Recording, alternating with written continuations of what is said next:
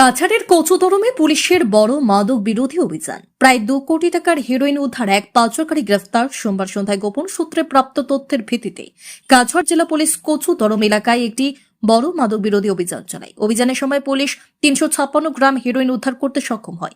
এই ঘটনায় জড়িত থাকার অভিযোগে আনোয়ার হোসেন নামে এক ব্যক্তিকে পুলিশ গ্রেপ্তার করেছে। পুলিশ সূত্রে জানা গেছে, উদ্ধার হওয়া নিষিদ্ধ মাদক দ্রব্যের আনুমানিক বাজার মূল্য প্রায় 2 কোটি টাকা। ঘটনার পরপরই আইনি প্রক্রিয়া শুরু করা হয়েছে।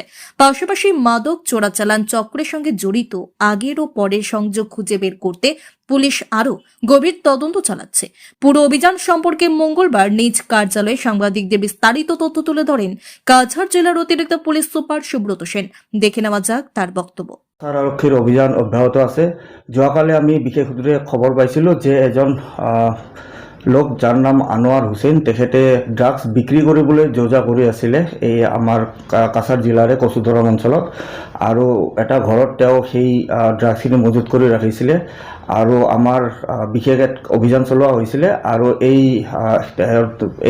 ঘৰখন যেতিয়া হাউচ চাৰ্জ কৰা হ'ল তেতিয়া এইজন আনোৱাৰ হুছেইনক তেওঁৰ পজিশ্যনৰ পৰা 40 বাকচ চাবোনৰ বাকচ, য'ত 356 গ্ৰাম হিৰ'ইন তেওঁ লুকুৱাই আনিছিলে, তেওঁক হাতে নাতে ধৰা হৈছিলে। আৰু ইতিমধ্যে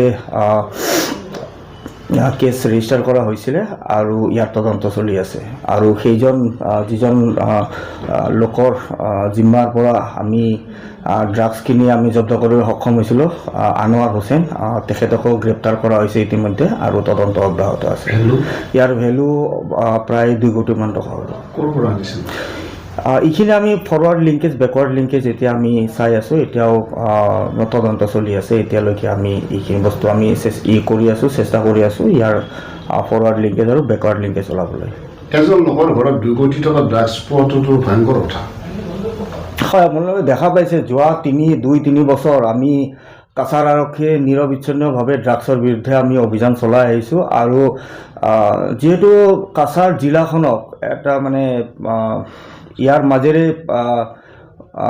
যিটো অন্তঃৰাষ্ট্ৰীয় কওক বা অন্তঃৰাজ্য কওক, যে আমাৰ কাছাৰ জিলাৰ মাজেৰে বুজন সংখ্যক ড্ৰাগছ ইয়াৰ মাজেৰে পাচাৰ কৰি আহিছিলে, আৰু আমি সময়ে সময়ে আমি এই ড্ৰাগছবোৰ আমি ধৰিবলৈ সক্ষম হৈছোঁ। আৰু আপোনালোকে জানি পাব যে আমি যোৱা 2-2.5 বছৰৰ ভিতৰত আমি প্ৰায় 3000 কোটি টকাৰ আমি ড্ৰাগছ ধৰিবলৈ সক্ষম হৈছোঁ।